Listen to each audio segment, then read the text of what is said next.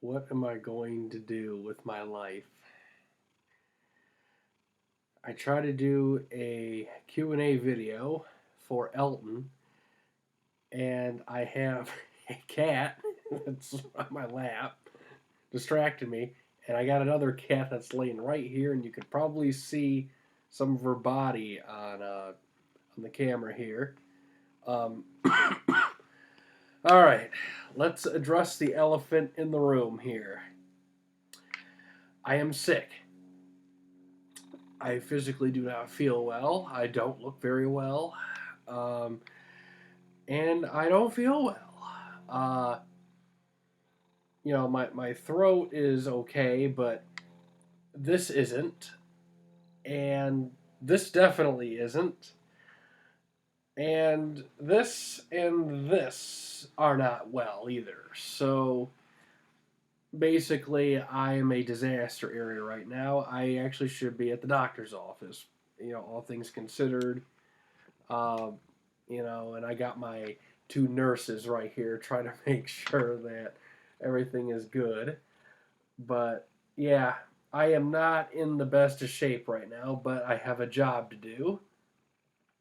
And besides, getting, hit in the face with, with cat whiskers, it's time to do a question and answer video that was supposed to get done last week, but power outages and stuff, like to, ruin plans, and then to have, the Calico Sisters right here just, you know, start laying all over the table and distracting me to try to make this video, worth a damn. Obviously, you can see Jupiter, walking around and stuff, but if you want to see, little Holly, she is right there. So, yep, she is making sure I am not going to drop dead in the middle of this vlog.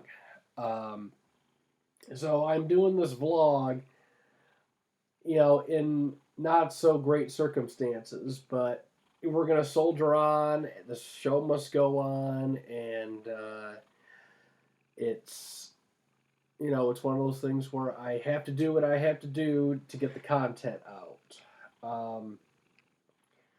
And thankfully, I've been sent a lot of questions. So, uh, to make up for the abysmal health situation I'm in and the delay in the video due to the power outage and me being very sick, uh, I tried to get all the questions I could possibly get and contained in one big area because I was going all over the place trying to find them all. So there's that.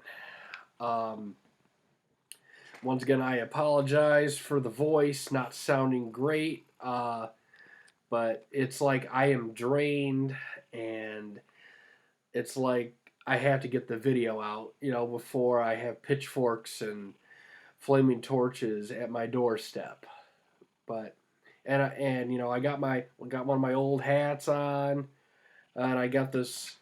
I brought back the leather jacket. I got to bulk up so I don't look so famished, but it is what it is. And without wasting much more of anyone's time, we're gonna get into the third question and answer video, the vlog, my kind of vlog, GregsynthWizard vlog, whatever name you want to call it.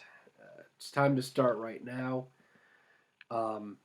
With the Elton bootlegs, a long time Elton colleague and a friend of mine with one of the best English accents known to man. There are some great accents, there are some bad accents, but his accent is more on the side of great. Um, he asked me a bunch of questions, and I'm going to answer them all, or to the best of my ability. The first one is, for the next Q&A, who is your favorite tier maker member from the UK? It better be me. Well, it's kind of a tough debate, as there are two people from England that appear on these tier makers. One being the Elton bootlegs, and the other being Ethan Tony Thompson Murray. And Holly is apparently very excited about your name because she's jumped up and wanted me to start petting her and everything. But yeah, between you two, I would probably say you're the favorite one because I've known you for longer, and plus your love for Rotterdam '86 is just one of the many things I will take into consideration on making that decision. Um, the the next question, which is said to be a little bit more serious, is who's your favorite keyboard player that Elton has had? Not himself. Um, Out of all Elton's keyboard players that he's had on the stage, he's had many great ones. James Newton Howard, Fred Mandel, Guy Babylon, Kim Bullard. Just he has a knack for finding great auxiliary keyboard players to play his material on stage with him. Out of all of them, I would probably have to. Well, I got it narrowed down to Guy Babylon and Fred Mandel.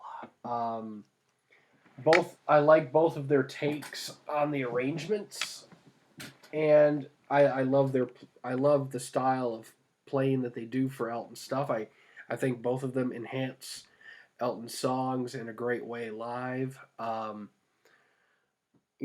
Fred Mandel has an edge since he also plays rhythm guitar on select songs on the 84, 86, and 88, 89 tours. Um, but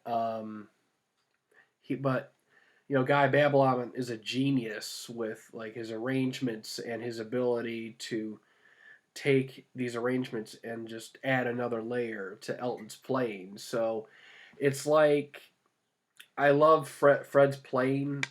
As a keyboardist, I think he adds a lot to the songs. I think Guy Babylon brings a lot to the table as well. I would say some of my favorite keyboard playing in the live stuff would be Fred's playing, but some of the best like arrangements would go to Guy Babylon. So it comes down to those two. If I want more, aggressive, spirited playing, I probably would go towards Fred. If I wanted more playing that's fleshed out, more layers to it, I would probably go with Guy Babylon. So those two.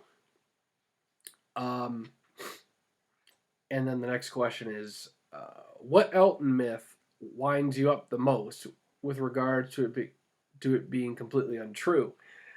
Well, there's quite a few, but the one that I seem to see the most and the one that I'm the most outspoken about countering is that whole, vocal surgery, took away falsetto and ruined his range. So any myth that surrounds the vocal surgery are the ones that I would usually be more vocal about disproving. I'm not the only one, obviously, that would say these things.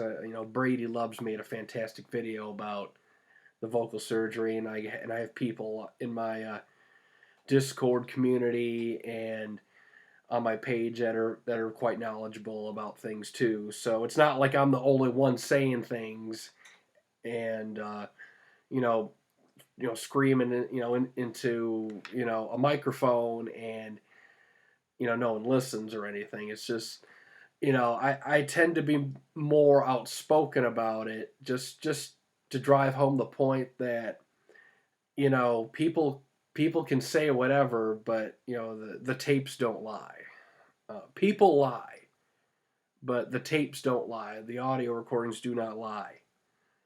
And it's gotten to the point now where it's almost comedic in a way, because I can understand 30 plus years ago if people would say, oh well, the surgery took away falsetto and it did this and this and this to his voice.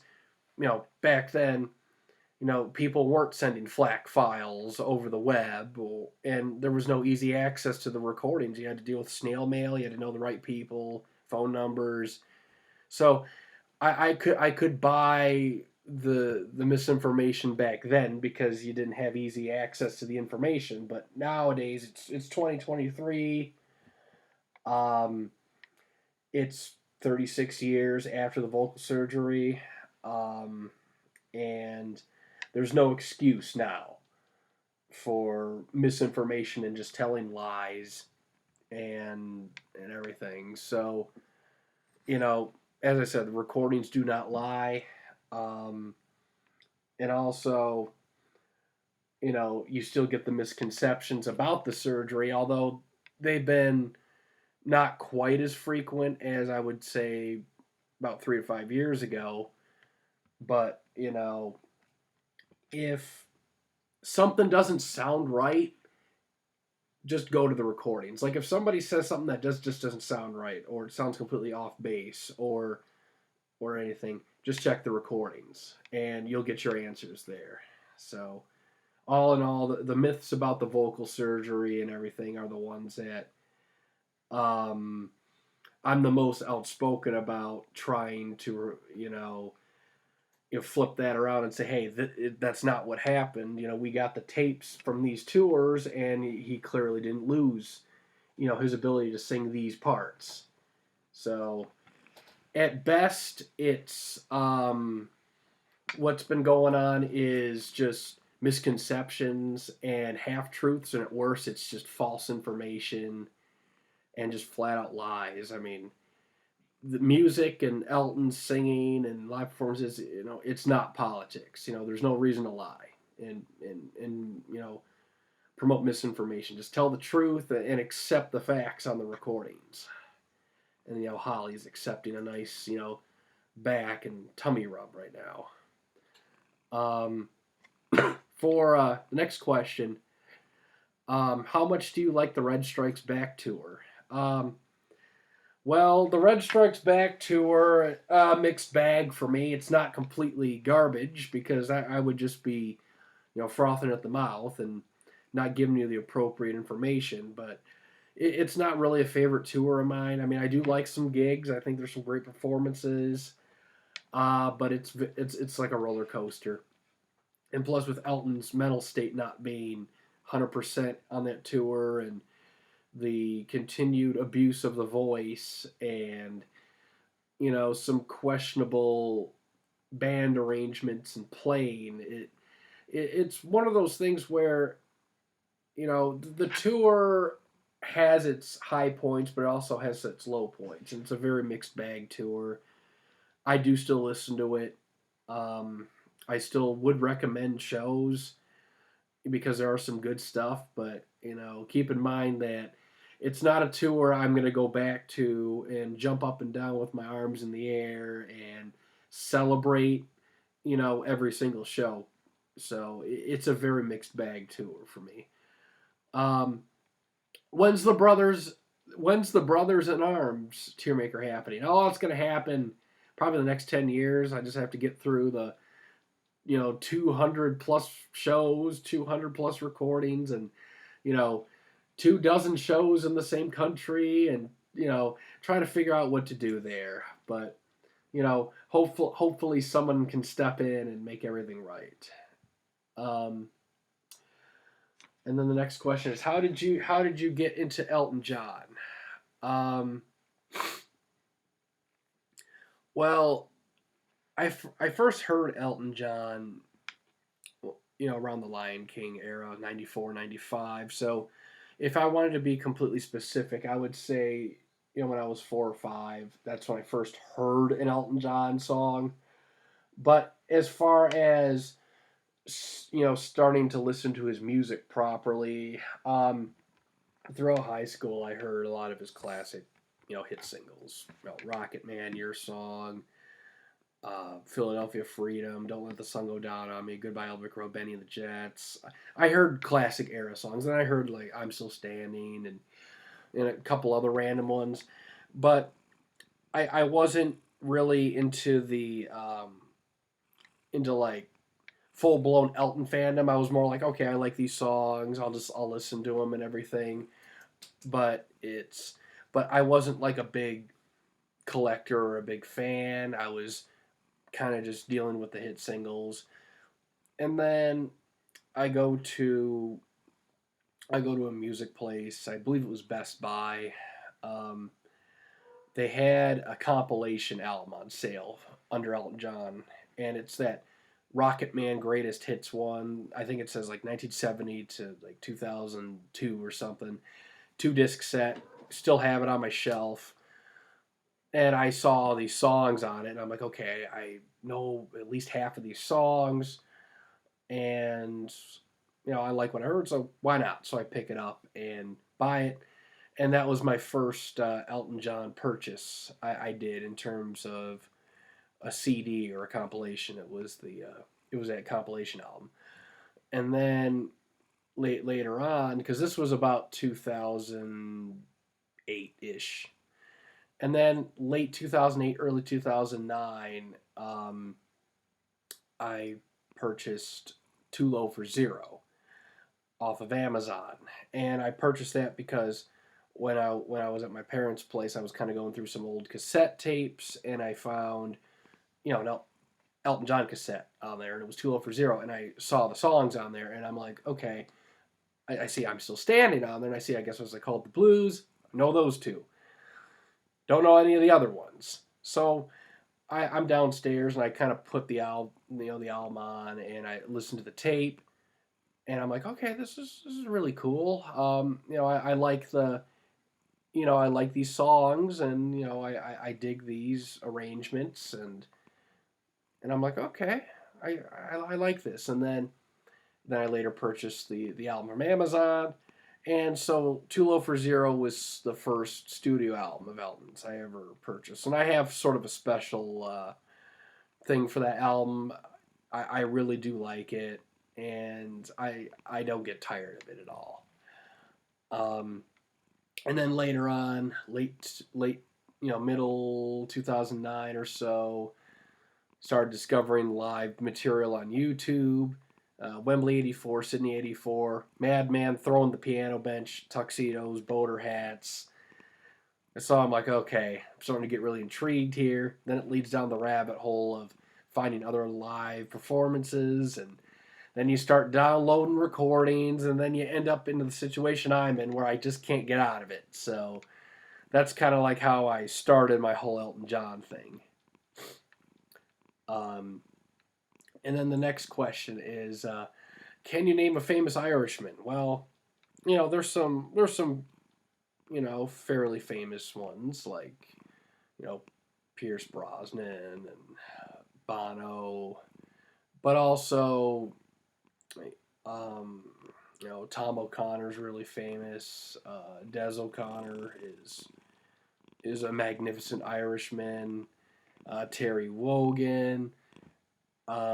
Gareth Fitzgerald is very, very famous. Trevor McDonald's been known to shake some waves in Ireland. I heard Hemingway, even though he was American, he actually had a little bit of Irish in him. And I heard that from Family Fortune, so I didn't know Hemingway was Irish as well. But I guess he's pretty famous too.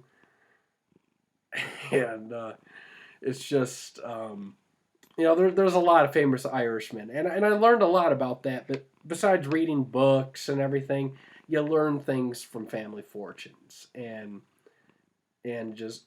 sophisticated program like that.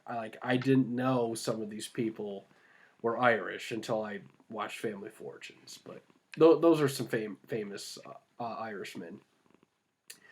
Do I like 1 minute 6 seconds? Absolutely. That's a golden timestamp in the Elton fan community. Which of Elton's biggest hits would you say are songs you wouldn't listen to as much as others? Okay, so hit singles that I don't listen to as much as other hit singles. If I were to go through the list, one that would stick out would be Crocodile Rock, and it's not that I hate the song at all. I actually do quite enjoy it, even though I know Elton himself isn't a huge fan, and other fans have kind of put the song off into lower tiers.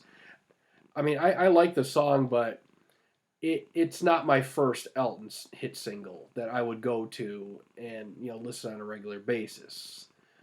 Um, that would be one of them.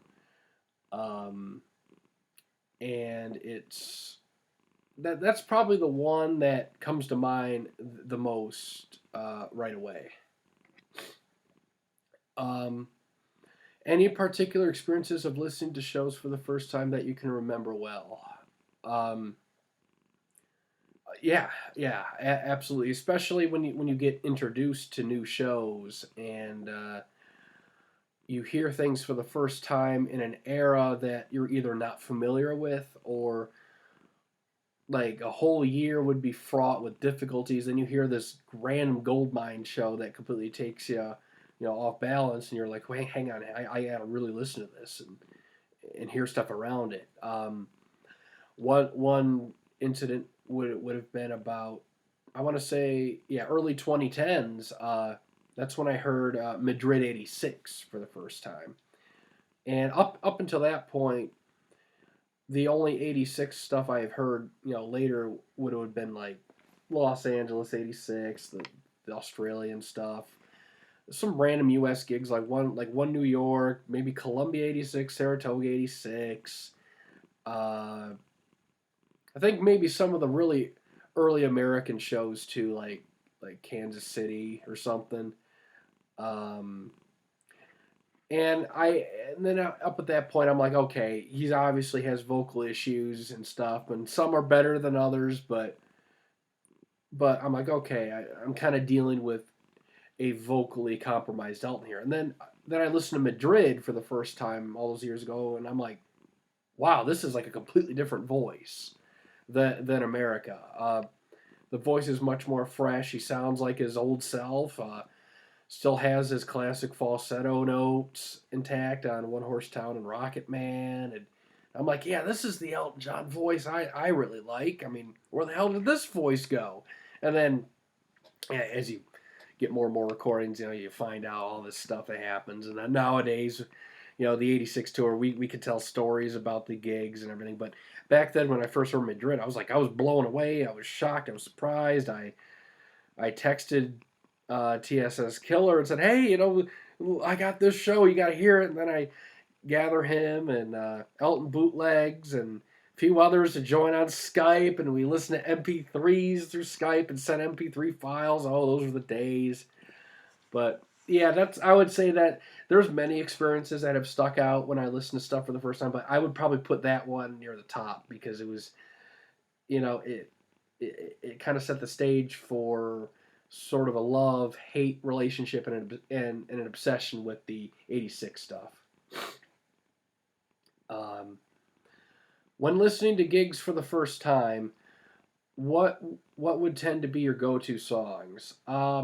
Well, it would depend on the era, for the most part. But I always like to go for, either the hit singles or songs that have really key moments in them with specific phrasing or a big climax to them. I like listening to your song. I like listening to Rocket Man, Philadelphia Freedom, I'm Still Standing, Blues. And then I also like to listen to stuff that, I want to see how Elton approaches this. Take Me to the Pilot, Recover Your Soul. Um, I want to hear what kind of phrasing he does. So, um, I tend to go for, the main songs, like the hit singles on some gigs, just to kind of get an idea of what I'm going to be dealing with. And then after that, I obviously will listen to the full thing multiple times, and then get used to the show, and then start babbling about it, and then write about it, and then share it to the world. And the Elton Bootlegs' final question is: who's your favorite person in the Elton community, and why is it The Elton bootlegs. Well, here's the thing. The reason why it's the Elton bootlegs is because he's from the UK, where Elton is from. So therefore, that makes the Elton bootlegs, one of my favorite, if not the most favorite person in the Elton community. And then if there's a reason why he's not my favorite, it's just because he tends to giggle at me too much and take the piss out of me way too much. But yeah, Elton Bootlegs definitely has a lot of strong qualities to be one of my favorite people, and I'm glad he's around. And the Elton community and the way I do projects would not be the same without his class, dignity, and sophistication. So hopefully I'll put you over, enough for that one. So then the next person, JJ's Coins, asked me, "What are your favorite Elton songs?" I should do a video where I list a huge list of, my favorite Elton songs, maybe a 20, 25, 30. But for the sake of this video, I'll just talk about a few of them. Someone Saved My Life Tonight is probably my favorite Elton song. I love the structure, the arrangement, it's for me it's a perfect song, and I'm so glad it did not get cut, down, because it would have destroyed the song. Someone Saved My Life Tonight. I love Don't Let the Sun Go Down on Me. I also love some a little more obscure songs and non-hit singles, and some of the less popular tracks. Breaking Down Barriers from The Fox is one of them. I love Chloe, Empty Garden, big hit single, but one of my favorite Elton songs. Breaking Hearts, Restless, the title track, Diddy Shooter. Those are three songs I absolutely love as well. And another one I'll throw out there. The Cage from the self-titled. There's a whole list of songs. That's one of those things where I should do a video that has a list of my all-time favorites. Because if I were to do that, I think it'll be a lot more clear on where some of my favorites are at, and it'll give you an idea on just top 30 favorite songs of mine. But I figure I'd throw a few out here for the video. And then William Butler asks, "Do you think you can upload any face-to-face shows that were previously uncirculated?" And then there's another part to that where he says, "Would you consider uploading a Billy Joel concert? And if Joel's voice aged better than Elton's?" So 3 fairly straightforward, simple questions, but 3 questions that deserve some good answers, despite my physical state and my mind right now. To answer the first question, yes. I will upload face-to-face shows. I have to get the shows first, and this is where I'm going to need a lot of help from people because I don't collect face-to-face. I understand the structure of face-to-face and what the concerts are, but that's all I really know about them. So Billy Joel fans will have to come forward and give me a hand on performances, and if you guys got audio, preferably FLAC format in the best format, please send them my way. And I have a way of uploading these shows to where I won't cheat in any of the sections, but I first have to get the shows in order to listen to them and everything. But I think that'll be a fun change of pace. I don't know when I'll start doing that, but it will happen 100%. As far as uploading Billy Joel shows, I'm more of a casual fan of Billy Joel. I'm not a diehard fan. I don't know his music and stuff well enough to really dive into things the way I would do with Elton and Queen. And plus, it'll avoid me completely trashing myself if I just stick with those two artists for YouTube uploads and live shows. But for face-to-face, yes, I will do that. I will do those because it has Elton in there. And, since it's an Elton channel, I have to. oh, Holly, please stop blocking the camera and get your butt out of the camera, and stop hogging the camera and get your butt out of it. Thank you. Ah, this cat, you gotta love her. Yes. And then to answer that third question, if I think Billy Joel's voice aged better than Elton's. Um, well, in a way, yes. Actually, in comparison, let me change the answer. Yes, his voice did age better than Elton's in terms of because when people use the term, if the voice aged better, there's two ways people will measure this. The first is the more obvious way where they listen to the tone and they compare, a young tone to older tone and see how his voice aged that way, if he sounds like he did decades ago. The other way is if if he adapted his changing voice really well too. And so some people say, well, so and so's voice aged better because he handled the changes better and he sings smarter within his wheelhouse, or he sings smarter with his current voice compared to so and so. And then other people say, well, he sounds more like he did 40 years ago, therefore his voice has aged better, which probably makes sense. Um, not being a diehard Billy Joel fan and not knowing his live recordings and stuff very well, I'm sort of kind of throwing myself out to the wolves, when I make comments like that. But from what I have seen, Billy's voice sounds much closer to his prime era or his young era compared to Elton. So yes, I would say Billy Joel's voice on that front, on a more of a superficial tonal level, has aged better than Elton's. That's not to say Elton is terrible or sings terribly now. It just, if you were to compare their current voices to what they sounded like in prime live, I don't know Billy's prime. I know Elton's prime, eras for singing. But if I were to say compare their current singing voice to their 70s voices, their classic eras, I would say Billy's has aged better in the sense that he sounds more like his younger self.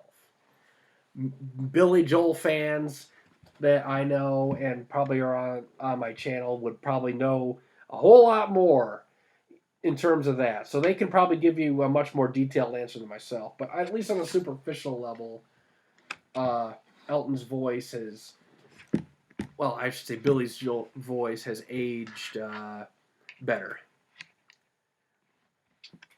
And then the next question,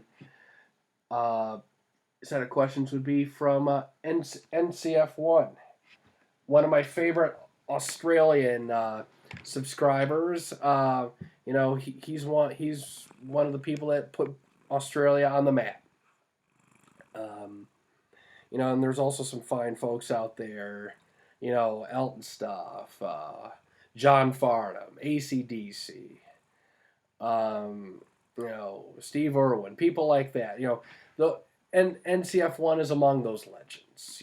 He's head of the National Cassowary Foundation, so he absolutely deserves to be talked about as one of the greatest Australians.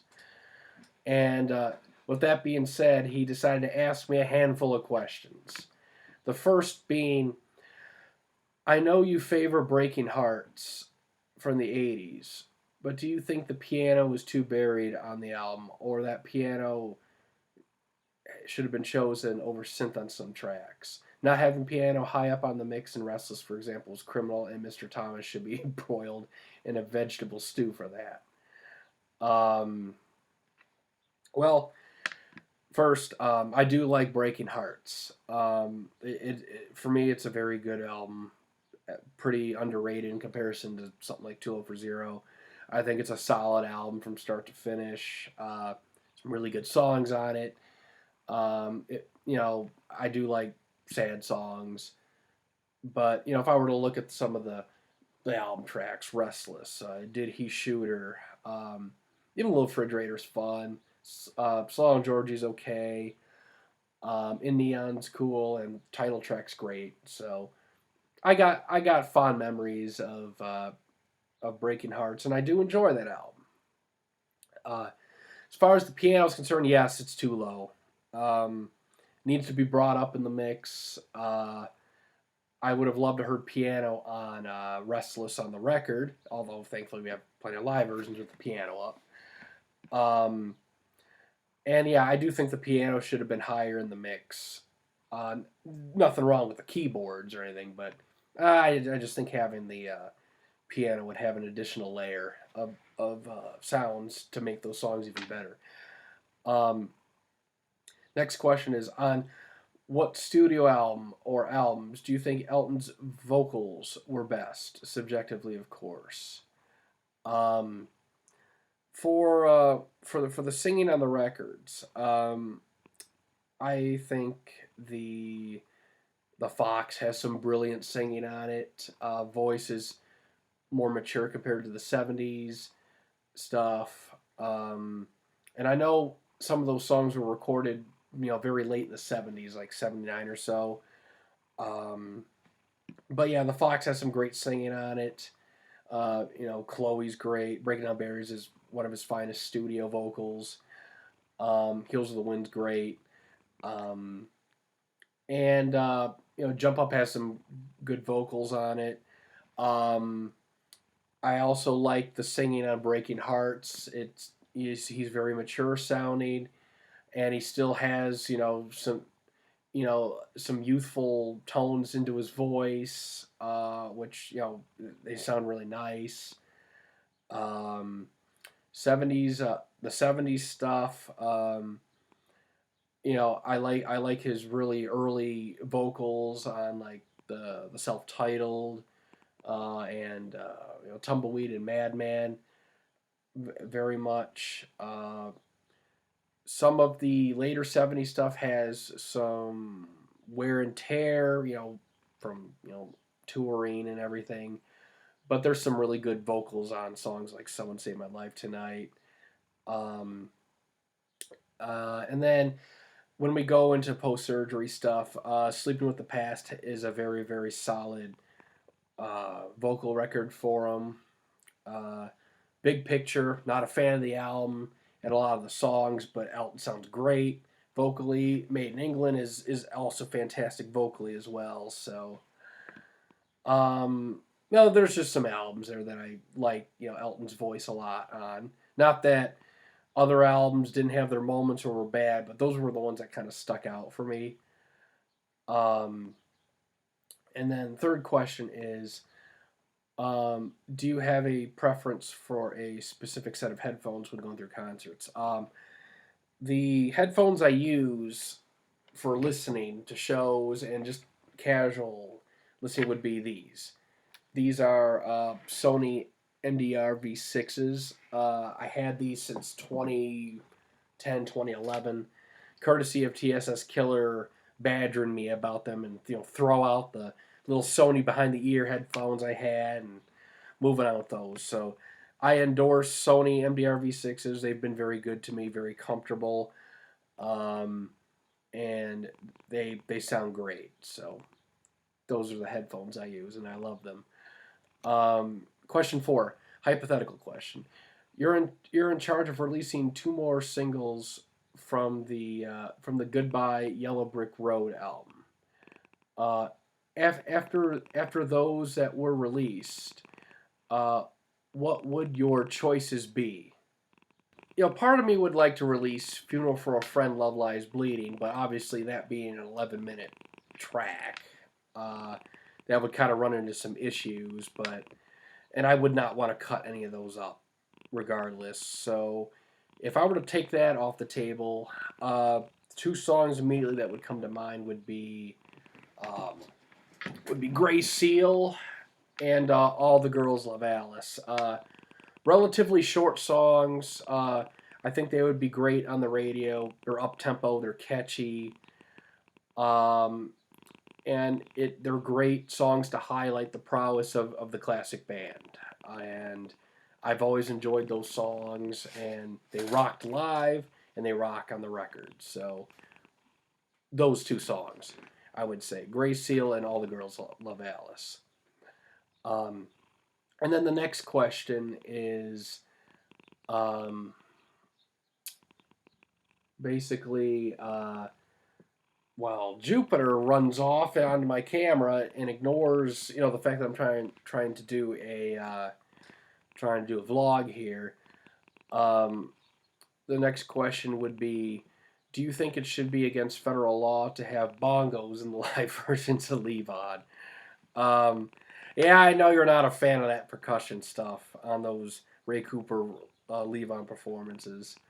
Um, I think the best way to handle that would be to take those versions of Levon, run them through like an isolation program, and if you can remove or reduce the percussion sounds, you should do that. But but yeah, I just know that you and those Levons with the percussion don't get along well, and I'm sorry you have to deal with it. But there's stuff where I just got to deal with it, and I got to roll with the punches, and see all the reactions. Um, and man, I should smoke a cigar when reading all these questions as well. But I got to keep the lungs clean and keep myself from worsening things on my end. But question 6 from the National Cassowary Foundation, numero uno man from Australia, also says, I know virtually zero about Queen, but I know you're a huge fan. Did Elton ever plan a tour with Queen? Was such a thing ever on the cards? As far as I know, I don't recall any conversations or interviews that, you know, had to deal with Queen and Elton touring together. I do know before Freddie bought his Steinway, in '77, he would use Elton John's piano, and I do know that Elton and Queen, have crossed paths numerous times. I don't believe there was any touring, talked about, and it's a shame because I think it would have been a neat idea to do that,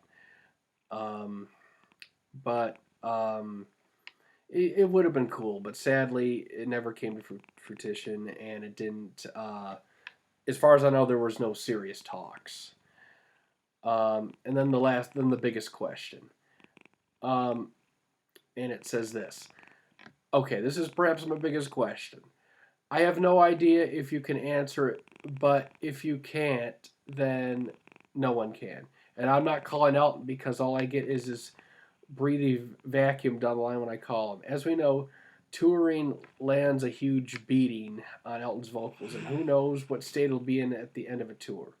Did Elton rest before recording an album, or were studio bookings pre-planned, and no matter what state his voice was in, he was going to record? Can you help me with this? Even call Elton if you must. Well, unfortunately, I don't have Elton's number, but what I do know is that some albums were recorded in crammed time frames after a tour, and you kind of can hear the somewhat unrested voice on the studio stuff.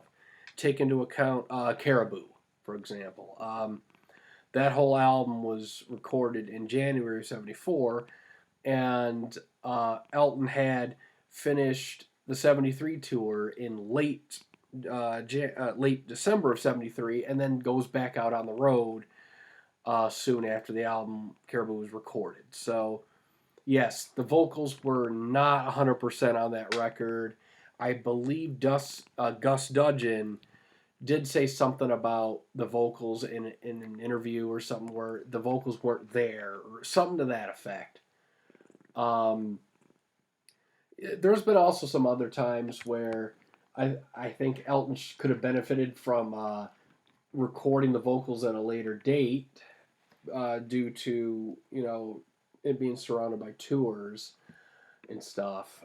But One of them actually being an album I actually like his singing on a lot, um, if it was recorded um, at a different time, it may have been better. Too Low for Zero, because he recorded the vocals on that um, in between the tour legs of the '82 Jump Up tour. So between August of '82 and November of '82, the vocals were done there.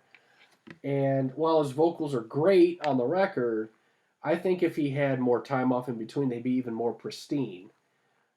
And that could have been, again, his singing is great on there, but if his voice was in a more pristine shape, it would be even better on the record. And then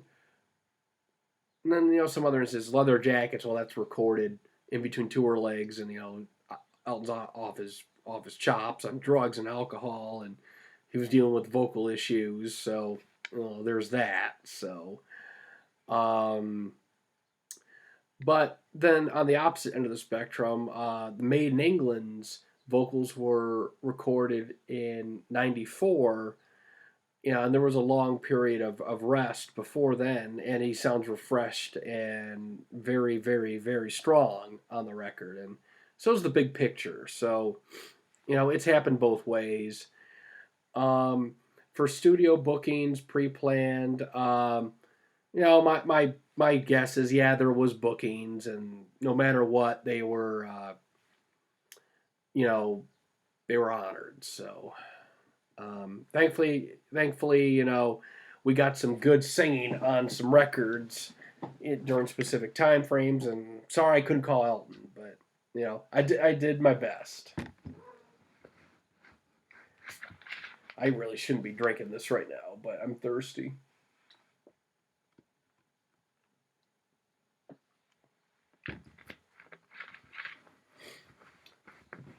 And then I realized that maybe it's a good idea to drink all that, because a certain person from England decided to not only ignore warnings about questions, but also proceeded to completely overdo it again.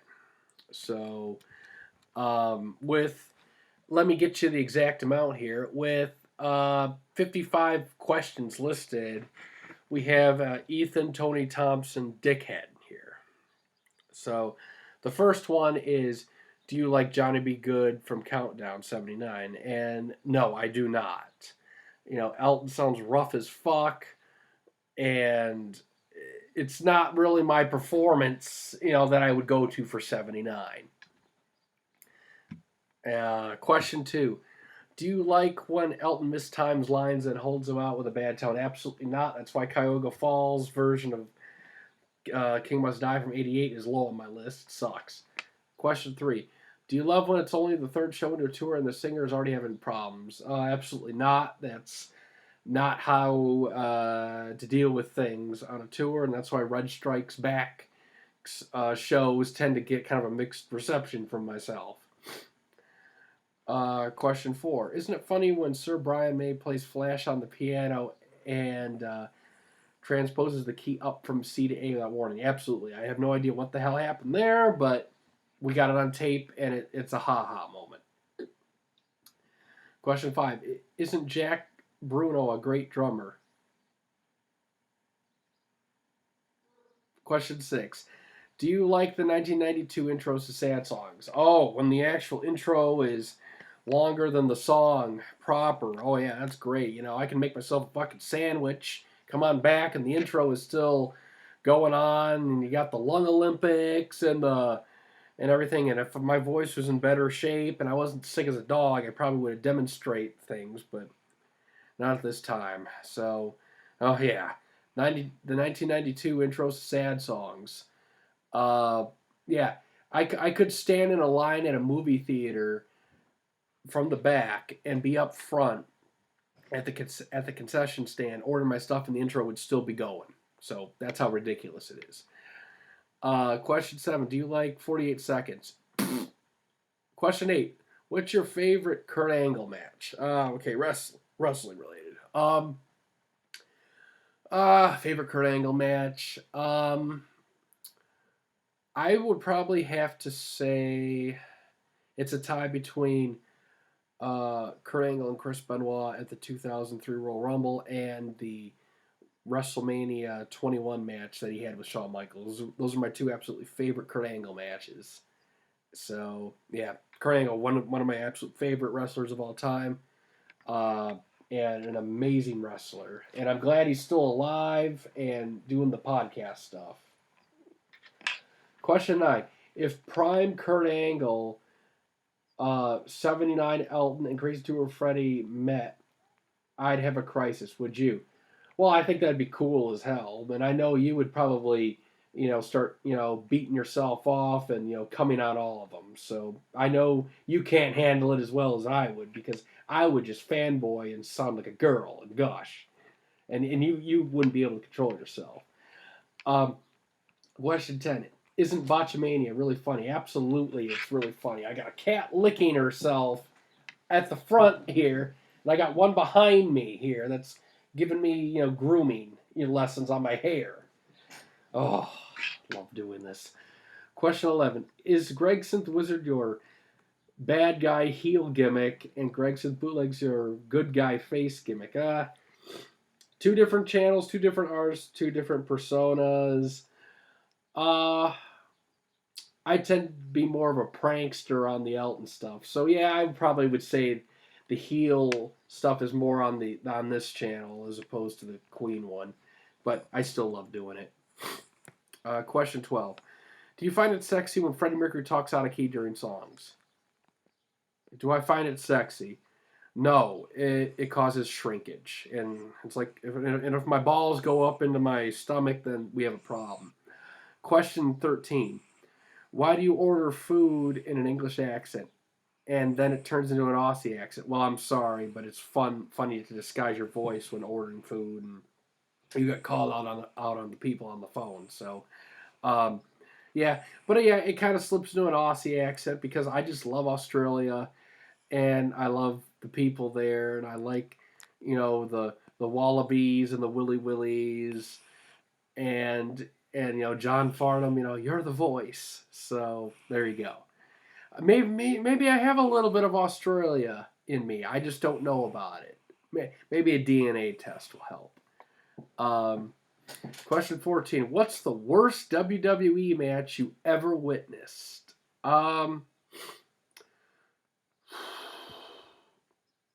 Worst match that I've seen.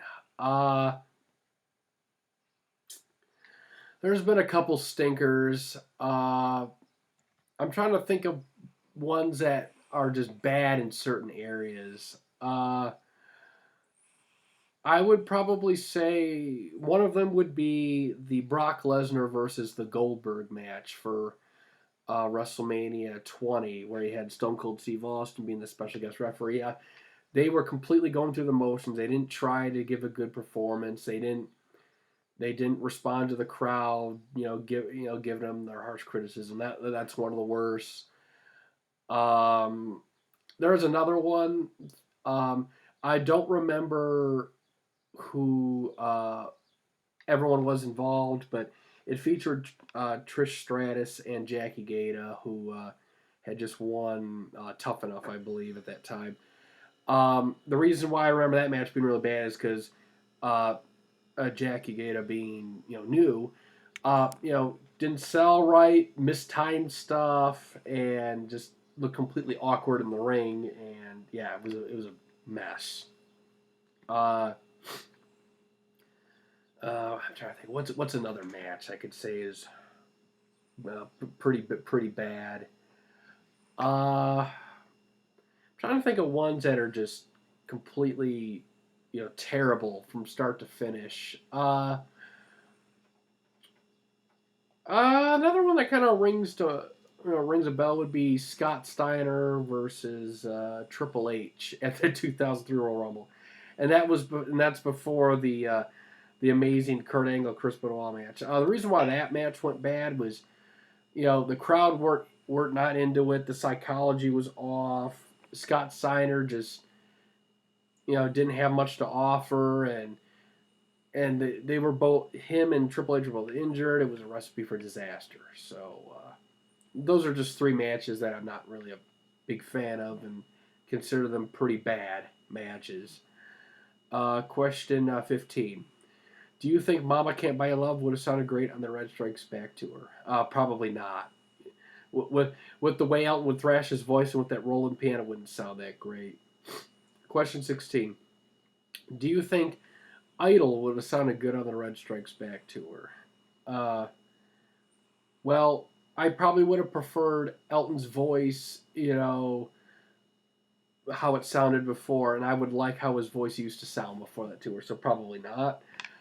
Question 17. Isn't Saturday Night's All Right for Fighting from 11/4/88 really rough? So the second Tokyo show from 88 with Eric Clapton. Yeah, it's rough. Phrasing's all over the place. Goofy phrasing, grinding, growling, mistreating the voice. Doesn't sound good. Question 18. Speaking of Saturday Night's All Right for Fighting, do you like Elvis Presley phrasing? No, doesn't work. Sounds like garbage. Question 19. Do I love a minute 30? Yeah, love the timestamps. Question 20. Do you like the lap sitting show from US 86? Okay, so Clarkson 86.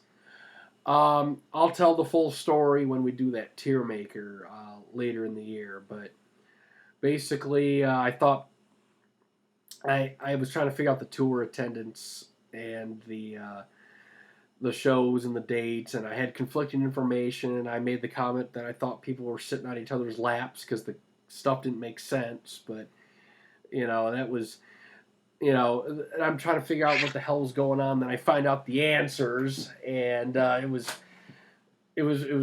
pretty funny to hear all the responses when I finally got the true answers. And it's been known as the lap sitting gig for an inside joke among some colleagues of mine. So yeah, but yeah, I do like Clarkson 86. It's a very solid show for the time period and from my neck of the woods. So a little bit biased there. Question 21. What's the worst piece of piano playing from Elton? Well, there's some live stuff that can get questionable.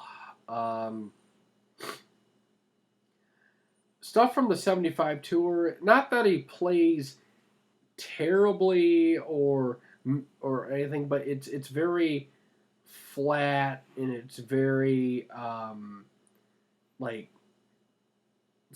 you sort of kind of get the impression that he's just playing the music to fulfill something. Like the piano playing's not standing out. It's he's just getting by with it. But that's more of a lack of creativity more than anything. Some really bad playing that I can think of right off the top of my head would be some stuff from US 84 where he'll play like random chords and random licks that don't seem to fit right, because of his state of mind. Stuff on like Charlotte 84 and Dallas 84 sound really bizarre. Alpine Valley's got mistimed shit going on. There's some Reg and Sleeping Tour solos on I Don't Wanna that don't sound great, and the stuff isn't fitting in. It just doesn't sound that great, and it's ouch. But thankfully, there's more good than bad. Question 22. What's the worst piece of piano playing from Freddie? For Freddie, there's some off bits that I can think of, like on the News of the World tour on the Detroit show, where the Bohemian Rhapsody, introduction licks were completely butchered, and that's more funny than anything. There's the Toko Rosawa stuff on Bo Rap where he clunks the chords on the rock section for Bo Rap towards the end there, and He's actually laughing on camera. Um, and then some other stuff I can think of would be just like on like the Hot Space tour, on some of the U.S. shows, he would like rush some of the stuff, and like on East Rutherford '82, for example, he's playing like "Get Down, Make Love" too fast in comparison to the John Deacon's bass playing, and it sounds completely out of sync. But that's an eventful show fraught with issues. But yeah, Freddie's had some off moments with the piano, but thankfully those are few and far between. Um, and then question 23 is give us some British slang. Say some slang words. Let's see. It's like I'm gobsmacked. And then Eighth and Tony Thompson Murray's. He takes the piss out of me. That sounds more Australian. Oh, fuck it. But still. But yeah, I know some slang terms. Taking the piss and gobsmacked and Elton bootlegs and Ethan. They're my favorite pairs of beef curtains that I know. They're they hang with dignity.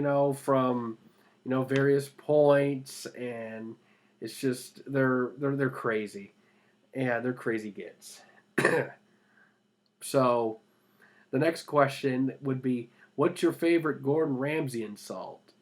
Oh, probably the "you fucking donut" thing when somebody mentioning about not microwaving a salad.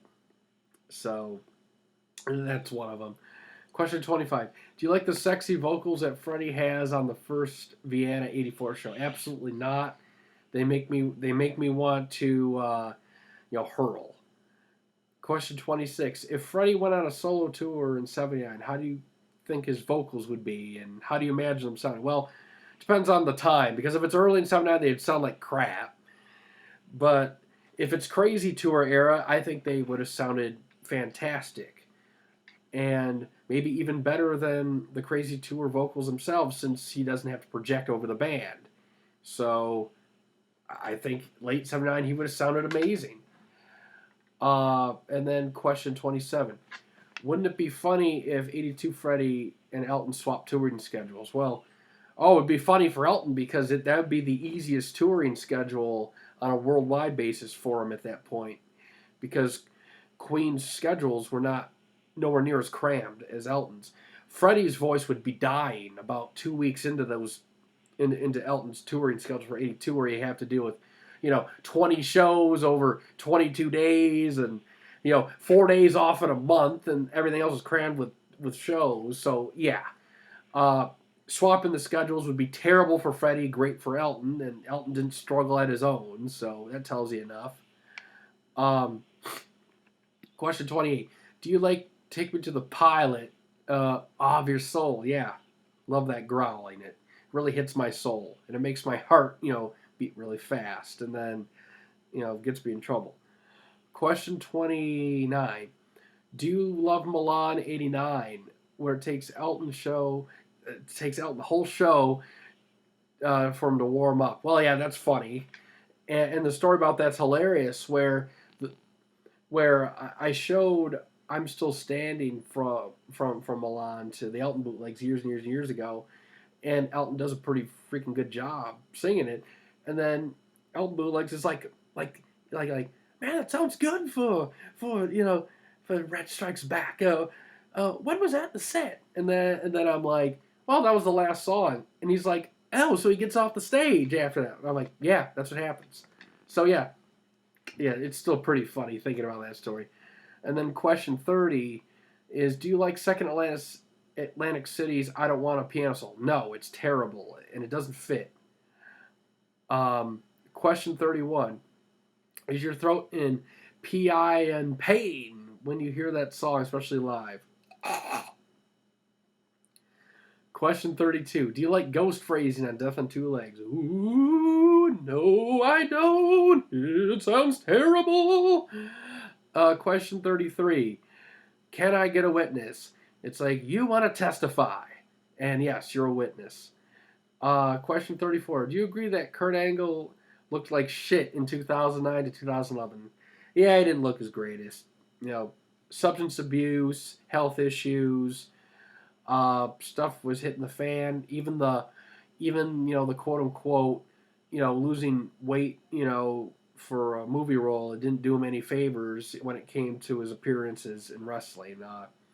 So yeah, he did not look his greatest, but I still respect his ability as a wrestler, and I'm glad he's on a better path now.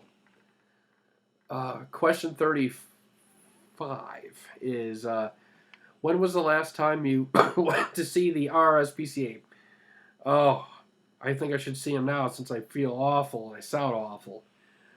But last time I saw him, I threw a piano bench. Question 36.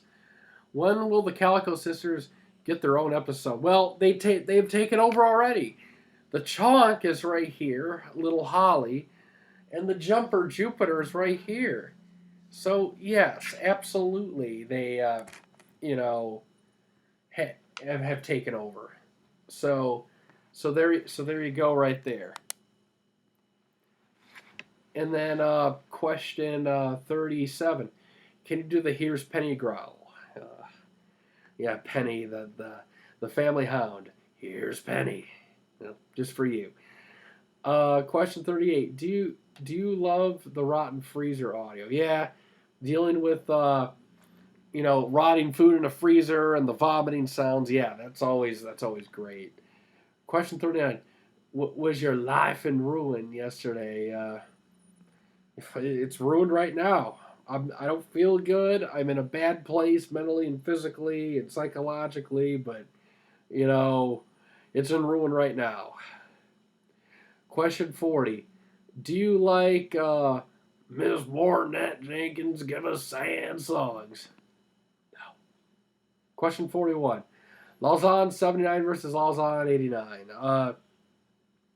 Well, the 89 show is shit, vocally. 79 isn't even the best show from 79, and it's arguably Elton's weakest vocal show, and it's still 100 times better than 89. So I'll take 79 because a quote-unquote good Elton instead of an excellent Elton is still better than Lausanne 89. 42. Question 42. Do you fucking despise the choppy C5 phrase on Kiss the Bride like I do? I don't like it, personally. I don't despise it as much as you, but it's not my favorite phrasing. Question 43. Have Mercy from 75 or 88? Well, they're both bad, because in 75 you got clashing musical stuff, and Elton sounded weary and not into it.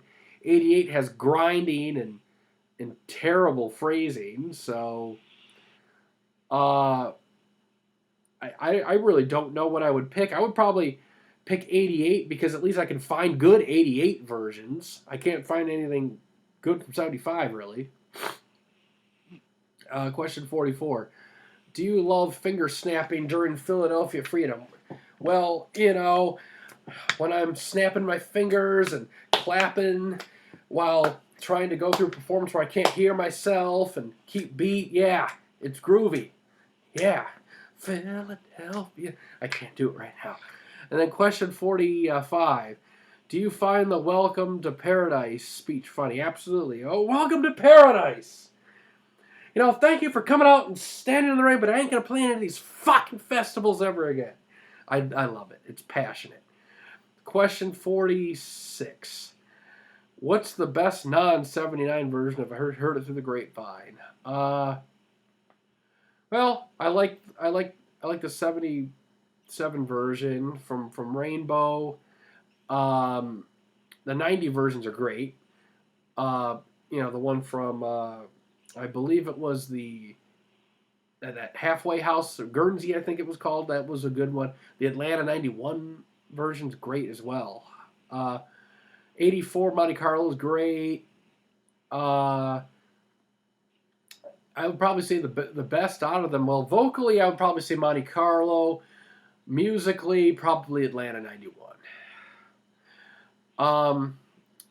And then for question 47, if you were in WWE or AEW, what wrestling style would you adopt?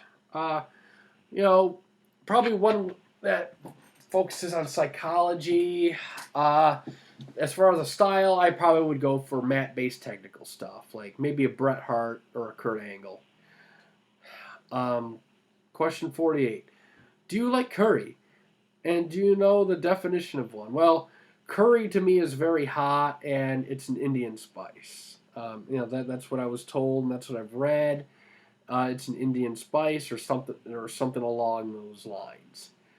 Um, question 49. I asked you this a few years ago, but do you still suffer from chest wig syndrome? Um, I do actually. I do. And this is still going to be safe for work, but as you can see right here, yes, I do still suffer from it. Question 50. Do you have rock and roll pneumonia? Yeah, I do. I don't feel good. Question 51. Do you like Zurich 80s not owned by Seduss as much as me? No, because I don't like it, and I know you get off on, performances like that. Question 52. To discuss the backstory to how fucked up you were for the original Red Strikes Back debate. Well, that would have been August of 2013. And I had the weekend off of work. I still lived at home, but my parents were up north, so I had the whole house to myself. And they took Penny, so all who was there was myself and my original cat, Boo Boo Kitty. And I had stayed up for a grand total of 36 hours in preparation for the debate, uploading stuff, and just being extremely stupid. And the stuff was a-flowing, and I was completely out of it, and I was startled by Boo Boo Kitty knocking pictures off. I jumped. I thought someone was in the house, and it was just the noise of the wind, and it was just it was crazy. 36 hours without sleeping. I try not to do that stuff ever again because it completely screwed up my sleeping schedule. Not fun. Question 53. What's your favorite? Yeah, it's Monty Python, but he spelled it as Mounty Python because apparently having alcoholic drinks is just isn't good for my English. But to answer that, my favorite Monty Python sketch would be the Ministry of Silly Walks. Always has been my favorite. Question 54. Isn't Harry Newman a good singer?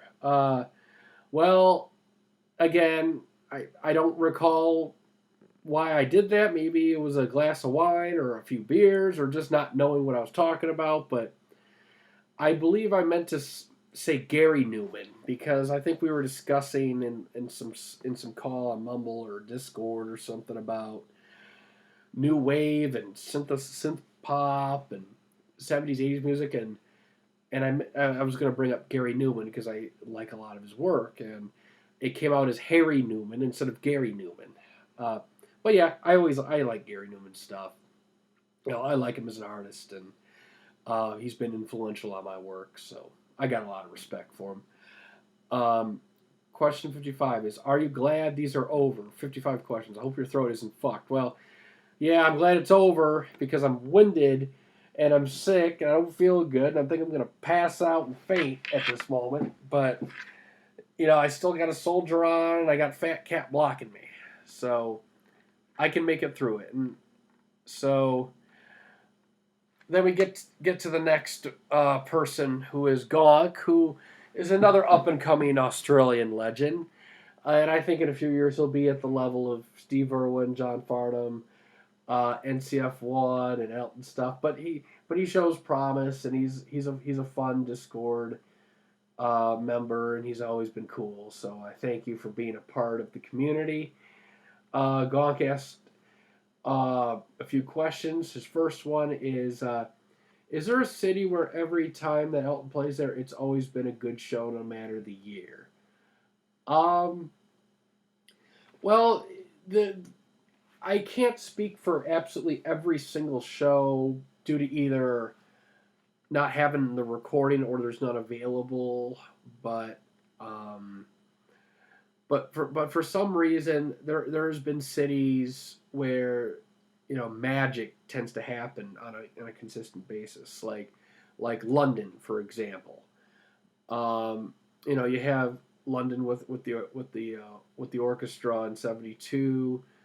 You have later in the year at in London as well. I think it was the Shaw Theatre was very good.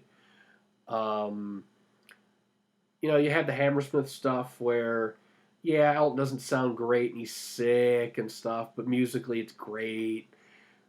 '75 London, Wembley Stadium. It's the best '75 show we have, and it's not even that great. It's just not as shit as later in the year. Uh, and then you have Earl's Court '76, which are okay. London '77, the Rainbow, which is fun, and the Retirement Show, which has its moments, and then you have the Hammersmith '82 stuff in London, and Wembley Stadium '84, the 9 nights at Wembley Arena in '85. So yeah, London, UK London tends to be pretty consistent at getting good shows, and I think I could probably safely say that to other UK based cities. Um, so those are some safe choices. Um, and the next question would be, what songs do you think would have sounded good with a faster tempo live? And what songs do you think would have sounded good with a slower tempo live? Well, for faster tempo, there's not a lot I can really think of that would sound faster live, because I mean Elton has played stuff faster live, during his the '80s stuff, for obvious reasons, but I can't really think of anything that would have sounded absolutely like more amazing live if it was sped up. Like one that would come to example would be like Saturn's Art for Fighting, where if it's sped up a bit, then it sounds great. But if it goes a little too fast, it's like holy shit, it's like a mash of music, and you start getting into sloppy playing and mistiming.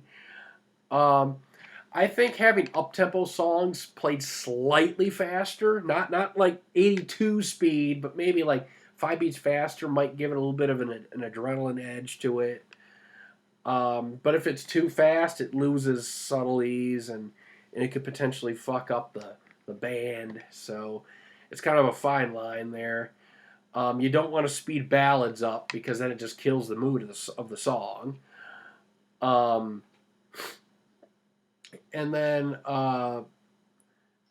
but some other ones that would come to mind that actually worked, I think, well, faster tempo would be a very specific performance from an era, and it would have been Hercules from '84, where the song got transformed into from kind of a folk rocker on the record to a hard rocker for the '84 tour, and there's a lot of energy to those performances, and they got the job done in 5 to 6 minutes as opposed to 10, 15 minutes on the '75, '76 tour, which it clearly didn't need that. And I think another song that, I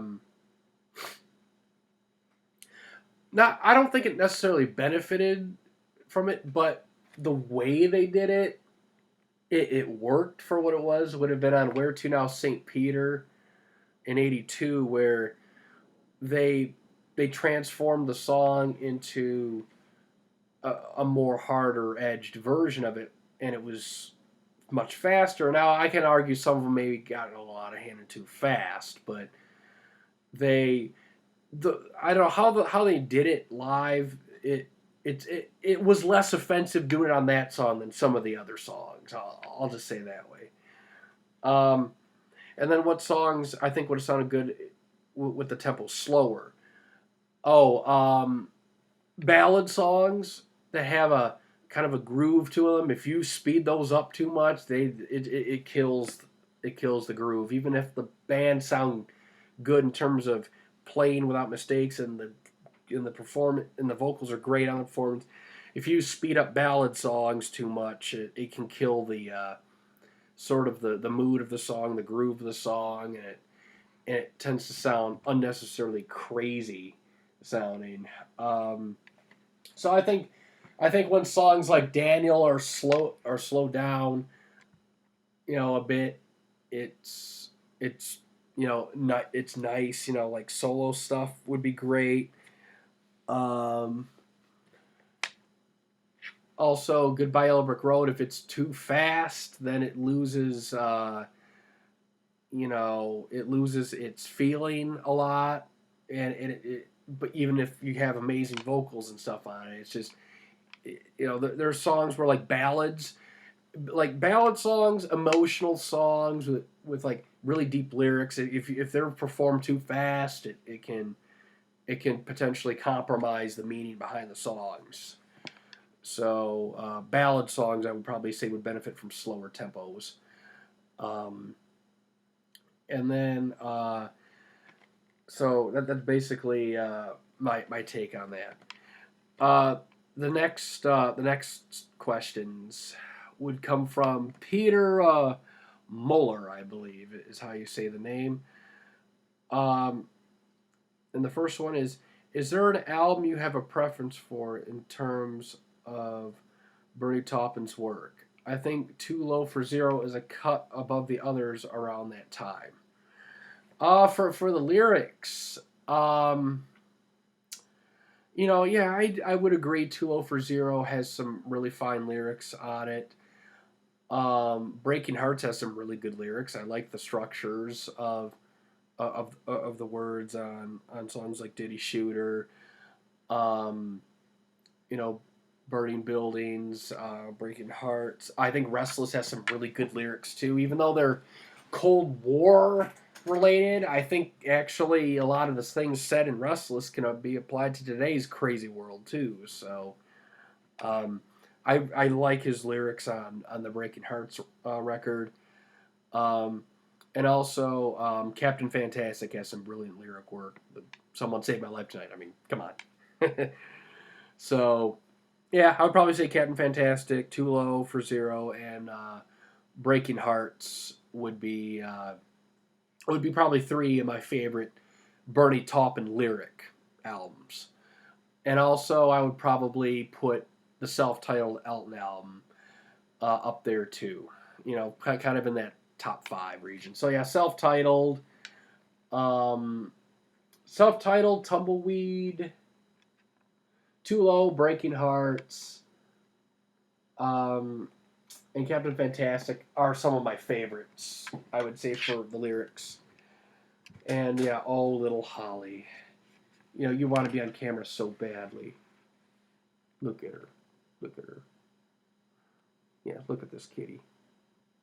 So, and then for Peter Muller's next question is, what is your favorite Elton John? What is your favorite Elton John concert that you attended, and how many times have you seen Elton live? Well, to answer that, I've seen Elton 6 times live. The first was Grand Rapids 2016.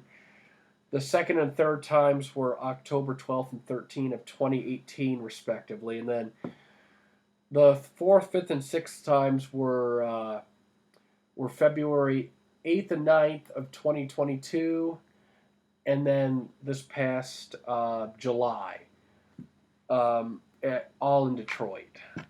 So I saw him once in Grand Rapids in 2016, and all the other times were in Detroit. So out of all those times, my favorite time that I saw him, I probably would say the last time I saw him at Comerica Park in Detroit in July. Um, Brilliantly energetic show. Elton's voice was in excellent form. He sounded better there than he did at the February shows.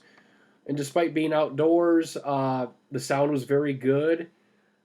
Atmosphere was fantastic. And yeah, it was the best Elton show I saw out of the 6 times. So yeah, I would say my last show was his best show, and I'm glad I saw 6 great shows from him, and all of them were recorded. So yeah, you will hear these. If you haven't already heard them, you will hear them. And then the next question would be, have you tried bootlegging your own concert? Well, in terms of going to shows, I always tape my shows, whether it be a local artist, a tribute band, or a major act. They always get recorded, and I do that to preserve the music, to listen to the live stuff, and to share. Hi, Holly.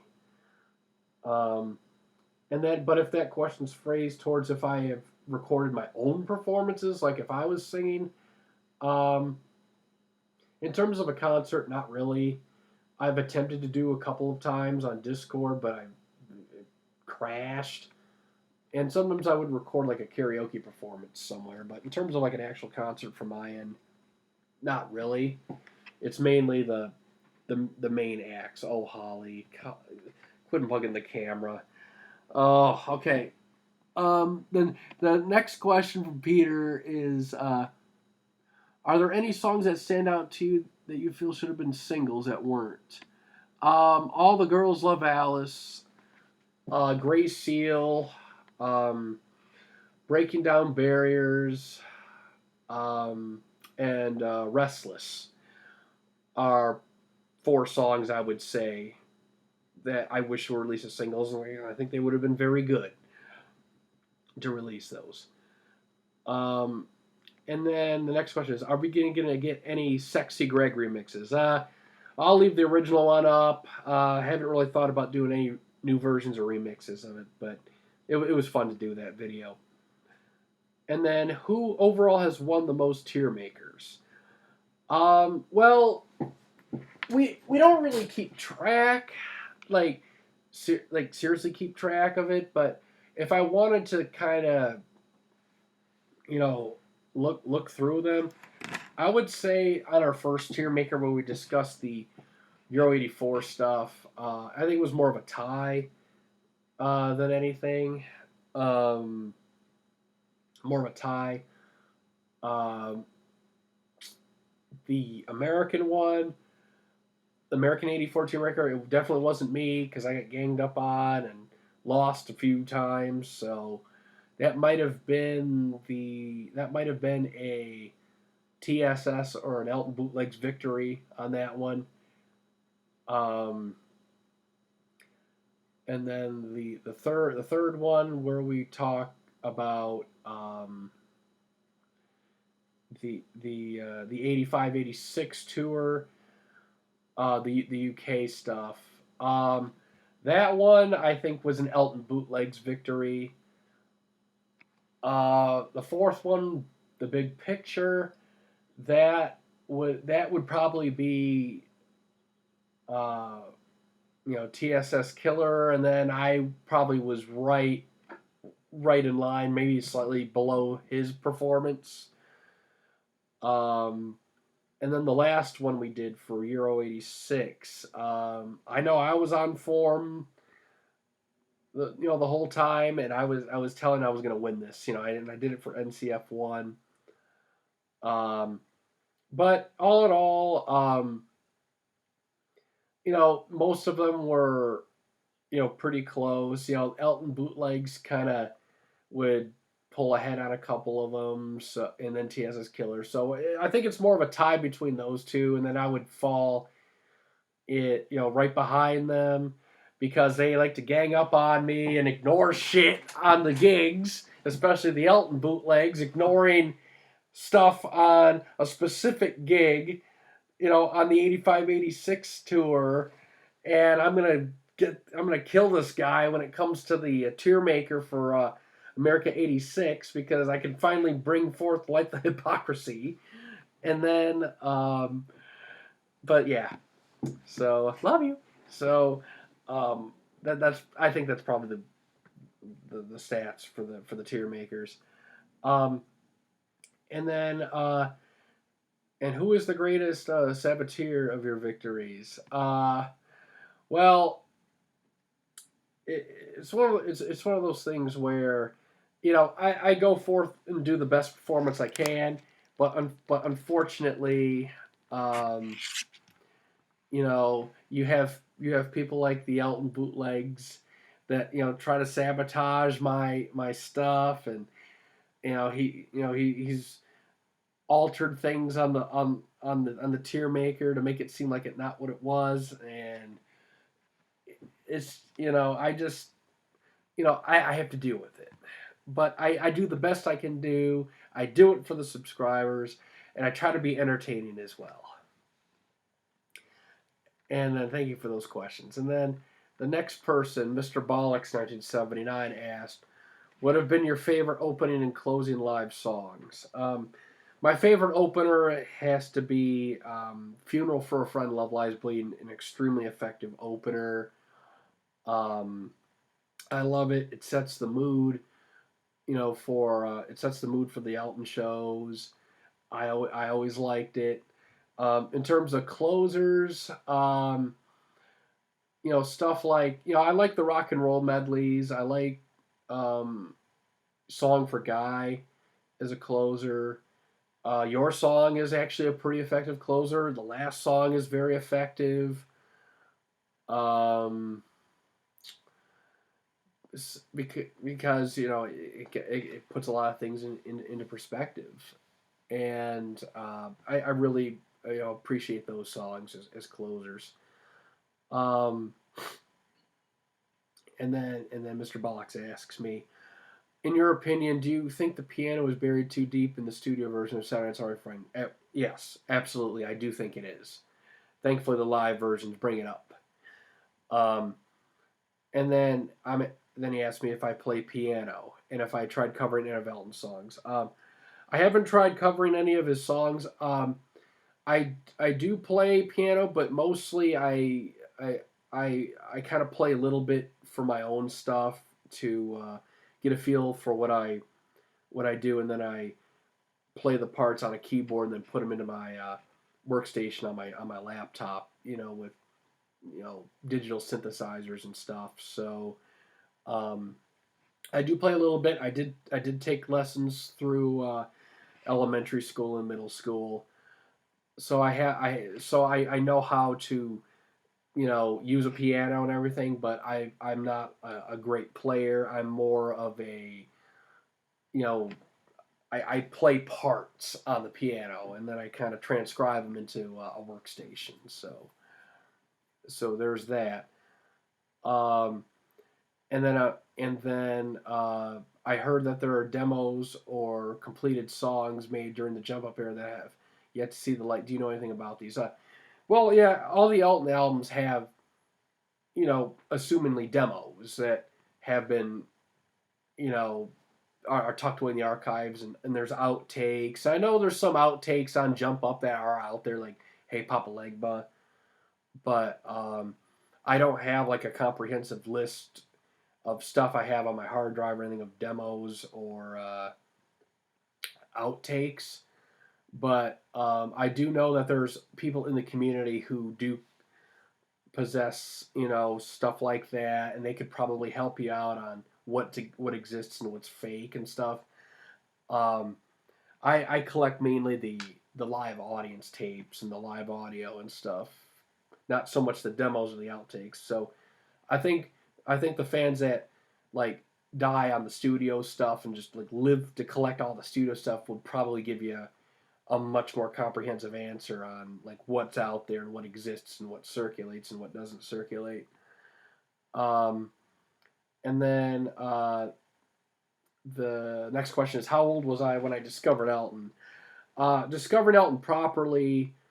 Not counting the Lion King stuff when I was a kid. It was high school years with the hit singles, so aged 14, 15, I would probably say, and then age 18 would be when I started to buy his albums and the compilations. So right around that age range. And then the first song I heard, the first thing I heard when I was like 4 or 5 was, "Can You Feel the Love Tonight" at the end credits. Now I know he sang "Circle of Life" and everything on the soundtrack, um, but hearing his voice for the first time, it was the ending credits for Lion King. "Can You Feel the Love Tonight?" But not counting that, I would probably say the next thing I heard was probably it was either "I'm Still Standing" or "Your Song." When I was in high school, I think it might have been one of those two songs, and then look what happened. And then last question is, are you a collector of physical bootlegs? Um, Sort of, kinda. I have a small collection of CDRs that I got from, and now it doesn't exist anymore because sadly the owner passed away a few years ago. But I used to buy physical CDRs with the artwork and everything from a place called like Elton Shop, and I have like the jewel covers and stuff for like Leeds '84 and Wembley '85 and I think like Manchester '82 as well. So I collect a few of them, but I mainly store all my stuff digitally in my computer. So there's that. And then the next person, Gar, um, said, "What do you think is Elton's best decade overall?" Well, in terms of commercial success and popularity and influence and relevancy, it would be the '70s. In terms of that, made most of his best music, had the most commercial success there. The '80s had a lot of his best live performances from a singing perspective, and there's some really successful shows from that era and very noteworthy shows. The '90s had the living legend aspect going on for him, and that's probably what another one of his most successful decades. You got the soundtracks and the films. Lion King example. You have worked with South Park. You have the Candle in the Wind, the Diana version. So the '90s were extremely kind to him on a commercial and you know and sort of like a living legend sort of a level because that's he was in the business at that point for quite a long time over 20 25 years almost 30 years when you start getting into the later part of the '90s so you know so so those would probably be his like most his best decades but in terms of best decade for like the commercial success and height of popularity and the material I would say the '70s in that aspect because it was his most commercially successful decade overall. um, and then next question would be from Glam Rock Elton is how did you get into Elton John and what's your favorite rarity? Well, I got into Elton per the hit singles growing up, and then I discovered his live stuff in 2008, 2009, and then that started the whole live recording stuff. And then my favorite rarity. I don't know if I have rarities per se, because I mean I got a couple, jewel bootleg cases, that I bought from Elton Shop, but those shows have been circulating for years and years and years, so they're not rare. I do have like a CD. It's now obsolete, but it was a CD that had the Paris Ritz stuff from early January of '98 on it. It wasn't complete, but at the time it wasn't like the most common thing, but it was, you could still buy it, on eBay and stuff. So and I have a lot of shows, but they all circulate, to varying degrees. So I don't know if I have rarities per se, but I got some fun stuff, and a lot of it is getting shared, so everyone can enjoy them. And so does little Holly right here. I mean, look at that face. Look at that face. Holly. Yeah, she's just laying there. And then Maiden Philly, aka Shayna, asks me a few questions here, and I will answer them for her because she asked the questions. First question is, am I the only one who thinks it was weird Elton was never asked to perform at halftime? Now this is in relation to the Super Bowl stuff. Uh, and and then adds, he's such a big name, and if you look on YouTube, Paul McCartney performed in 2005 and Rolling Stones in '06, two of the biggest Brits in history. So I mean, why not the Rocket Man? Yeah, so like, man, I sound like rocket fuels in my lungs right now. But I don't know of the specifics why he wasn't asked, but maybe my best guess is Elton's always been like a live performer, and the Super Bowl stuff, there's a lot of like miming, and it's more based on a performance aspect with visuals and dancing, and Elton's shows don't are music based, with lights. He doesn't get up and dance really, and he mainly stays seated at the piano, and so that's my best guess. I think it just comes down to the style of performance, actually. The second question is, what era do you think would have been the best for his voice in a halftime show? Um, Eventually, they went from marching bands to performers. So I believe Michael Jackson in 1993, which was 30 years ago, may have been the first one, but I don't know. The first one I noticed on YouTube, anyway. Um, well, for his voice in a halftime show, I for the '90s stuff, um, probably. Well, it would depend on the material and like how it's presented, because the halftime show, it's they're in these huge venues, and you don't want to play like a lot of slow ballads really, even though I love those songs. I don't I would probably would say for his voice, if he did it in '94 or '95, or early on, I think he would sound terrific. If you know if he had the band, um, I think it would have been great if he did the halftime show in '96, '97, '98, and that's if they allowed completely live stuff. So I would probably would say the '90s decade would have his the best chances for greatness there. And then question three is, my personal pick for an opening song in a halftime set would be Funeral for a Friend, Love Lies Bleeding. It seems it was tailor made for a big event like that, and pretty sure it was either an opener or closer in some shows. True. It was an opener in a lot of them. So basically, tell me your best picks if Elton was a performer at halftime of the Super Bowl. Well, in terms of picking an opening song, Fuel for a Friend, Love Lies Bleeding is a great concert opener, but I don't know if it'd be the best for that for halftime because of the length of it. And I know he could just do Love Lies Bleeding and start, but you kind of need both parts to make it really super effective. I think Saturday Night Sorry for Fighting would be a good opening song. It has that sort of a vibe where it's good to open up a set, it's good to close an encore, it's good to close a main set, it's good to start an encore. Saturday Night Sorry for Fighting would be a good choice for an event like that.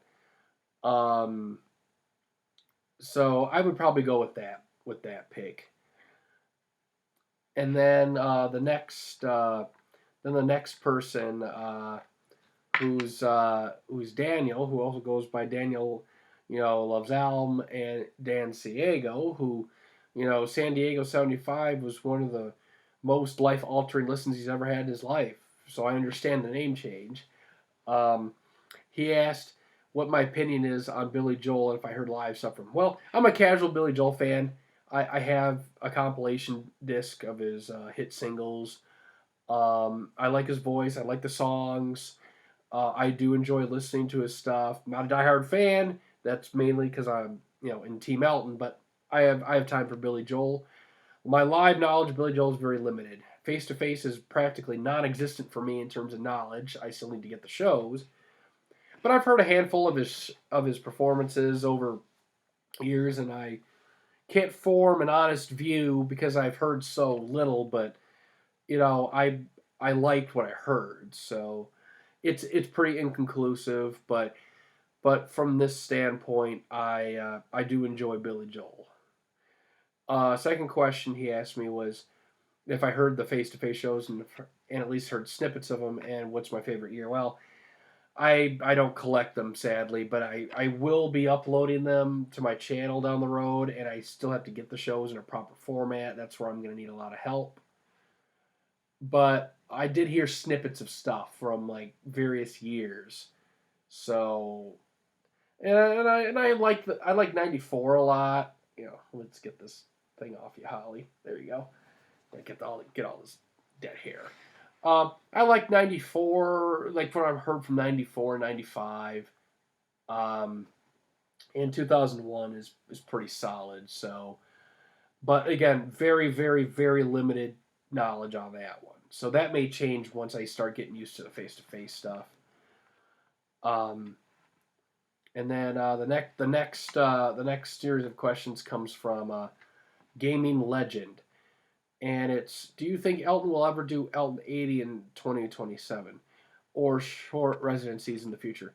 He said that he'll retire multiple times in the past, so you think this time is for good?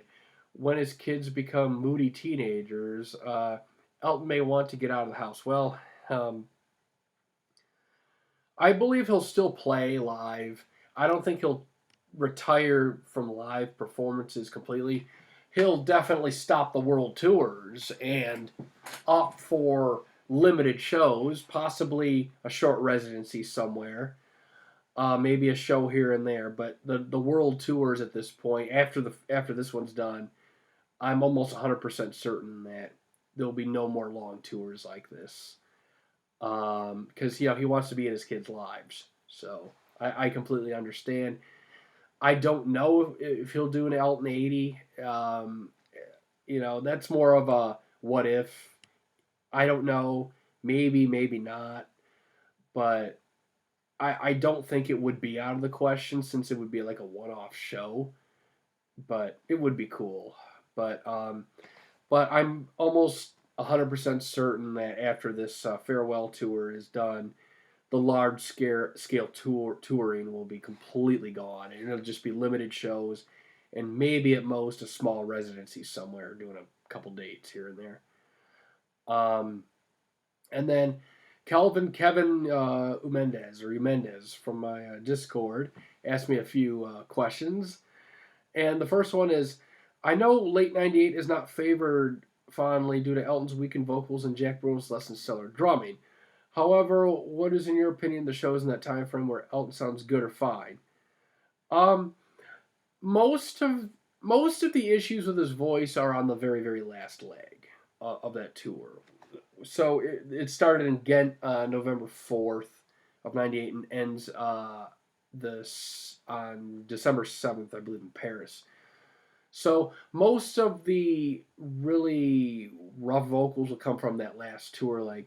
However, even in that tour leg, there's some shows that are a little bit better than the average for that tour leg. Like one of them, like Cologne, isn't too bad vocally as long as he stays off the highest notes and doesn't force stuff. He's fine.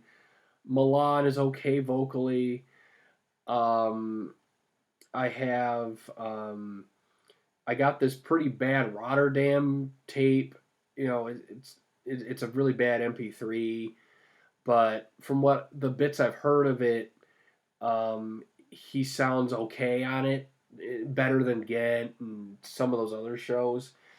But there's some pretty decent vocals on the leg prior to that. When you go into like the summer and early fall, his voice is still okay. It's not like what it was at the beginning of '98. It's more his voice at this point. It's darkened more. It's less flexible, but he still has some good power, and he can still pull off some wild card moments. I know there's some good stuff in August for the vocals, and there's a show in like Columbia that has some pretty decent vocals on him overall. Um, so yeah, August and September, his voice is okay, mainly just not as flexible as it once was. So there's still some listenable stuff. It's not all bad, but it's not what it was in '97 or on the first few months of '98. Um, and the next question is, how did Elton's voice fully recover 2 months into '99 by the start of the solo tour after the state it was in at the end of the tour from the big picture? Well, he had a couple months off rest wise, so he basically just was off the road and his voice recovered. Now, his voice wasn't quite the same as it was when he started the tour. He had, lost, more lightness in his voice, and it sounded more dark, and it had more of a true baritonal quality about it, and it was less flexible up top, but the shape of his voice was much better in '99 compared to late '98, of course. So, yeah, basically being off the road helped heal his voice. Um, and then the next question would be, what would Nigel's cover for "I Don't Wanna" and "Nikita" sound like if Elton kept playing those songs with the band? Would they sound similar to Charlie's drumming, or would Nigel add his own touches to them? Well, I would say that I would think Nigel would do a good job on him. I don't wanna. I think would sound pretty much the same since it's a very basic song drumming wise because it's mainly just keeping the beat through the whole thing, and the only differences I could probably see would be the fills, like if fills would be added or not, and I could see Nigel throwing in his own fills and stuff. And I think it would be comparable to Charlie doing it. For Nikita, I would probably see, because Charlie is a big fan of Nigel Olsson, and he always was a huge fan of his work, and he always wanted to drum, paying tribute to Nigel while adding his own flavor to the songs. So with Nigel, I think the Nikitas would sound probably fairly similar, but maybe a little bit more laid back sound on the drums. Well, while Charlie is more punchy and more power driven, Nigel would probably be more laid back on the drumming in a good way. Maybe add his own flair, maybe a little bit more of a swing to the beat.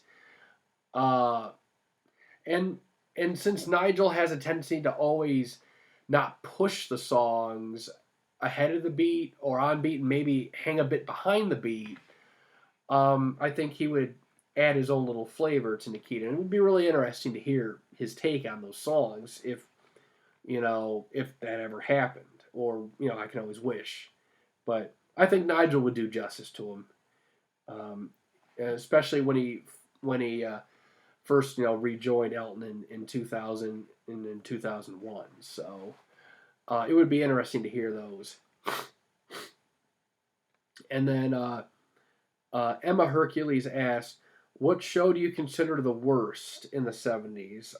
The worst 70s show I can think of off the top of my head at this point would be probably the second Seattle show from '75. Oh my God, Elton sounds terrible. The intonation is off. He's nasal. He's out of key. The tone is pinched and thin and shrill.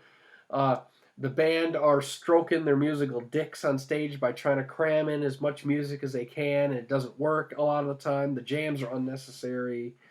The show is, you know, in that near that 3 hour length, and it's too long. And I've listened to Elton shows that are 2.5 hours, and they go by quicker than that. It's an awful listen, and I just it's very unpleasant to listen to. Um, so yeah, I would consider Second Seattle be at this point the worst '70s show that we have on recording. Chances are there may be something else out there that's worse. Maybe the full Dodger Stadium show is worse in Seattle. I can't base it off the samples by saying that with conviction, but from what we have available and from complete shows, the second Seattle would probably be the worst show out of the bunch. Um, but yeah. And then last but not least, Aussie 86 is the best asked the question. What are, in your opinion, your favorite and least favorite shows from both 70s and 80s tours? Well, I'll start with the good stuff. I really love, from the early 70s, I love Tampa 71. I love the 70s stuff, like from the complete 11/17/70. I like the San Francisco shows. 72 has some great stuff with the Shaw Theater, and the Frankfurt shows are great. I also really enjoy stuff like from 74. I like the LA 74 show, even though Elton doesn't sound great. He's still better than 75, and the band is very tight, which is great. I also like listening to the 79 tour, and I can go on and on about how much I love that tour, but some specific shows I love to listen to. I like both Nice shows. Moscow's legendary, and I also love listening to the recent Mike Millard tape from 79 from October 6th. I love Boston 79. Minneapolis 79 is one of my favorites too. And then for least favorite shows from the 70s, anything from the 75 tour that's not Wembley. So the West of the Rockies tour automatically gets thrown on that list. Another show, let's see some other ones. Some of the other ones would be mixed bag, like Hammersmith 74. Elton is not in great shape, but the music saves it. 77, the retirement show is okay, and there's some good stuff, but it could have been better if Elton wasn't so like down on himself, and it wasn't in that retirement sort of a mood. It's an okay show, but I don't listen to it too often just because I would rather listen to some other stuff. For the 80s, some of my favorite shows, I love the Anaheim show from 80 from Michael Lard. He did a great job on that show. Seattle and Portland 80 are tops. 82, I love the Kansas City show. I love Sydney and Stockholm, even though they have, Stockholm's got nerves on them because it's the first show of the Euro League, but it's got some fantastic singing, and it's a fun listen. 84, I love Leeds, Wembley, Edinburgh. The first Milan show in Vienna are among my favorites. 85, Sheffield. I like all the Wembleys, despite the quality being issues on one of them at least. Birmingham's great. I can go on and on. And then throw for 86. I love Lille. 86 the most out of all those 86 shows. with second Vienna 86 being up there. Rotterdam's also excellent. And musically, Oakland and Costa Mesa are among my favorites from '86 in the later part of the tour, and that's despite the voice not sounding exactly the greatest. Um, and then for least favorites, there's some Reg Tour shows I'm not a fan of. Hartford, Providence, Houston, Second Chicago, the the two New York shows from the 20th and 21st of October are not my favorite listens. Um, Not a fan of some of the sleeping shows like New Haven, where Elton is not into the show at all, and he checks his watch on the video, and and then stuff like Orlando isn't great either. Um, it's just they're among my least favorite listens. I'm also not really a fan of. There's a couple 82 shows in America they're not terrible, but they're pretty low on a list. Like in Indianapolis would be one of them because there's just better shows overall. It's okay, but there's far better. So there's some of the and then for '84 there's also shows where Elton's sick with the flu and state of mind's completely altered, like in St. Paul and Charlotte '84 and Alpine Valley are among my least favorites from that time frame. And then big little Holly right here keeps wanting to say hi. So that concludes the third vlog for my kind of vlog. I'm sorry for the illnesses and the delays and the power issues, but you soldier on and you do what you have to do, and you have the aid of two Calico cats to help you out. So I appreciate the questions, and I'll be back in the next 2 months or so for another episode. See you later.